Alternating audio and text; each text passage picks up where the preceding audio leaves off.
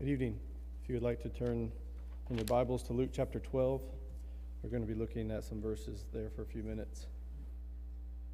While you're turning there, just point out in the previous chapter, chapter 11, towards the second half of that chapter, Jesus gives a scathing rebuke to the Pharisees that are in the crowd listening to him. And he does so because of their life of hypocrisy. And as he finishes up in chapter 11, we see the hearts of the Pharisees haven't changed at all, and that they hate him just as much as they ever have. And undoubtedly, Jesus knows this.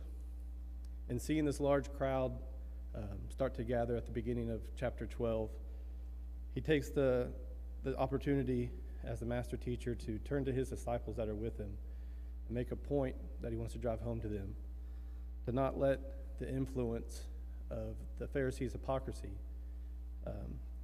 turn them away from the truth, to lead them in temptation for self-righteousness or for the temporary pleasures of pleasing men.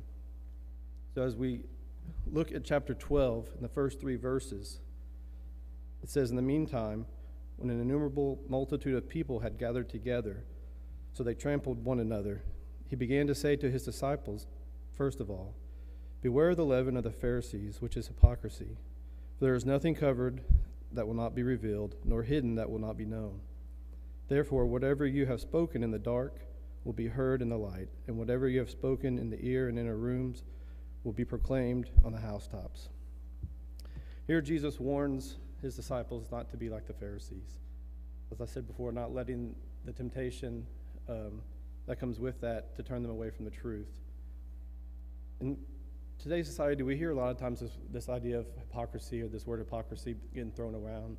And like with a lot of things in this world, it gets diluted or perverted over time. So I think it's important for us to take a second to kind of grasp the meaning behind the word hypocrisy. I like how one writer put it when he said, "It is important to understand what hypocrisy is not. Hypocrisy is not the disparity between what we are and what we long to be. It is not the gap between what we want to do and what we actually do. Rather, hypocrisy is the gap between public persona and private character. In terms of Christianity, the hypocrite is the Christian who uses the veneer of public virtue to cover the rot of private vices. He's the man living a double life, the woman who fools her friends because she has church clothes, the student who proudly answers the question in Sunday school and just as proudly romps through immorality the rest of the week." That's the definition of hypocrisy. With those thoughts in mind, if we continue looking in chapter 12 and verses 4 through 7, Jesus goes on with a thought of pleasing God rather than pleasing men.